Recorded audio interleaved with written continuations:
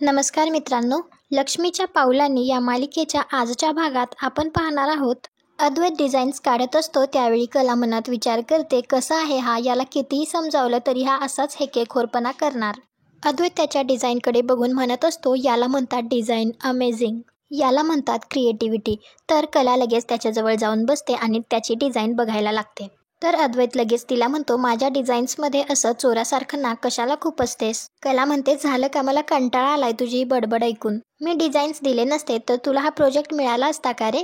तू मला सारखं ऐकवतोयस म्हणून मला तुला हे आठवण करून द्यावं लागतंय. आणि काय सारखं गुन्हेगार गुन्हेगार, चोर चोर लावलंय? असा काय गुन्हा केलाय मी? चोरून फक्त काम केलंय, त्याला गुन्हा नाही म्हणत.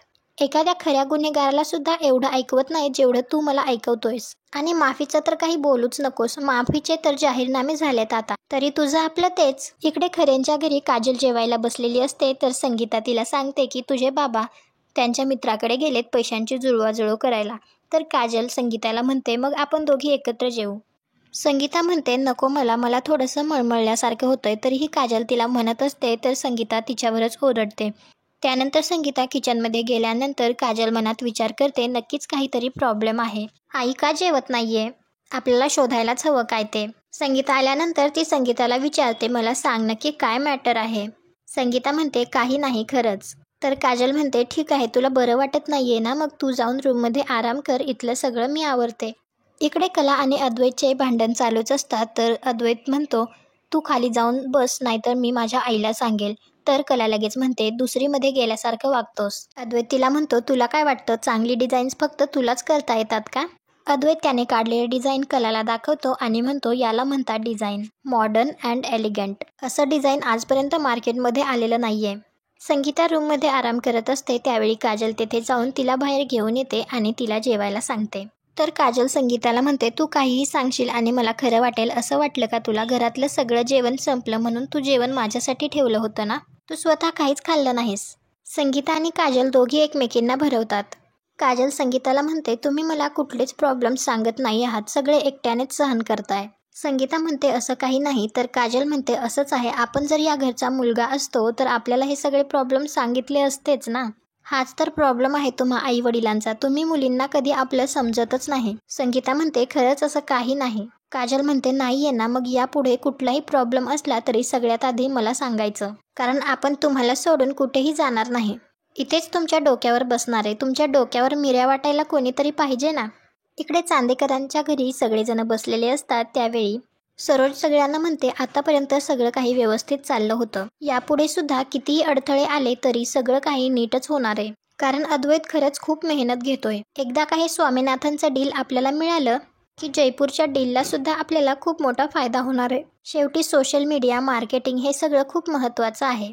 एखादी चूक जशी सगळं काही उद्ध्वस्त करू शकते तसंच नकळत एखादी चांगली घडलेली गोष्ट सुद्धा कुठच्या कुठे नेऊ शकते. आणि अद्वैत हे सगळं खूप चांगल्या प्रकारे निभावतोय. त्यामुळेच तर आपल्या नवीन प्रोजेक्टमधली नाविन्यता हे सगळं टिकून आहे. त्याचबरोबर मार्केटिंगचं प्रेझेंटेशन सुद्धा उत्तम झालेलं आहे. आबा म्हणतात, आमच्या वेळी हे सगळं खूप सोपं होतं. बिझनेस म्हटलं की नुसतं देवाणघेवाण, पण आता हे सगळं खूप किचकट आहे. आणि ते अद्वैतला शुभेच्छा देतात.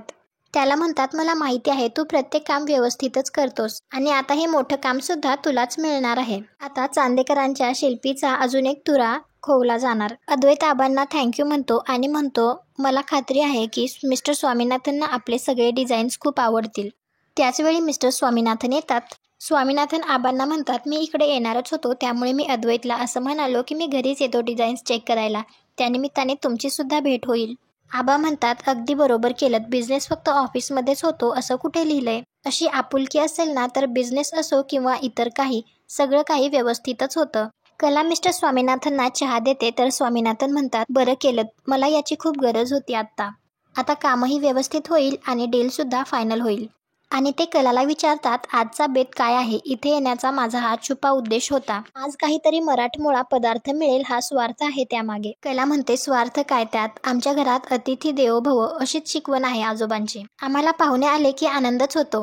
आणि तुम्ही म्हणाला तसं आज तुमच्यासाठी खास मराठमोळा स्वयंपाक केलाय. तुम्ही म्हणाला होतात मागच्या वेळी तुमची आजी एक प्रकारची चटणी बनवायची, मी ती चटणी बनवण्याचा सुद्धा प्रयत्न केलाय. स्वामीनाथन म्हणतात, म्हणजे आज डबल आनंदाचा दिवस आहे. ही डील सुद्धा फायनल होईल आणि मेजवानी सुद्धा होईल.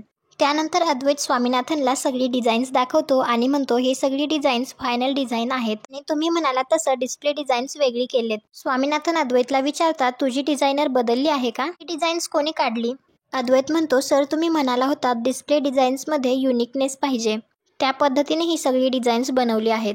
स्वामीनाथन त्याला म्हणतात कुठल्या वेगळ्या ज्वेलरी डिझायनरकडनं करून घेतलेस का तू हे? अद्वैत म्हणत असतो पण मुद्दा हा होता की डिझाईन्स युनिक हवे होते ना.